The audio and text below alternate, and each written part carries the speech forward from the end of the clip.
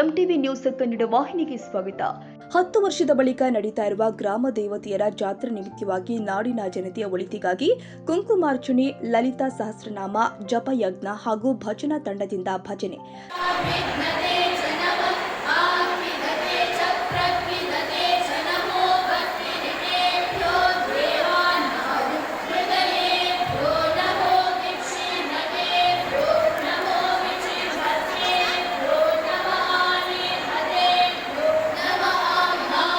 ದಿವ್ಯ ಸಾನ್ನಿಧ್ಯ ಮಾತಾಜಿ ಶಿವಮಯಿ ಅಧ್ಯಕ್ಷರು, ಶಾರದಾ ಶಕ್ತಿಪೀಠ ಗೋಕಾಕ ಶ್ರೀಮತಿ ಜಯಶ್ರೀ ರಮೇಶ್ ಜಾರಕಿಹೊಳಿ ಅವರಿಂದ ಕುಂಕುಮಾರ್ಚನೆ, ಲಲಿತಾ ಜಪ ಯಜ್ಞಕ್ಕೆ ಚಾಲನೆ ಕೊಟ್ಟಿದ್ದಾರೆ. ಈ ಸಂದರ್ಭದಲ್ಲಿ ಸಂಜು ಚಿಪ್ಪಲಕಟ್ಟಿ, ಆನಂದ ಪಾಟೀಲ್, ವಿವಿ ಜಂತೆ, ಕೌಶಿಕ್ ಮೇಡಂ ಮತ್ತು ಗೋಕಾಕ ಗ್ರಾಮದ ಎಲ್ಲ ತಾಯಂದಿರುಗಳು ಪಾಲ್ಗೊಂಡಿದ್ದರು.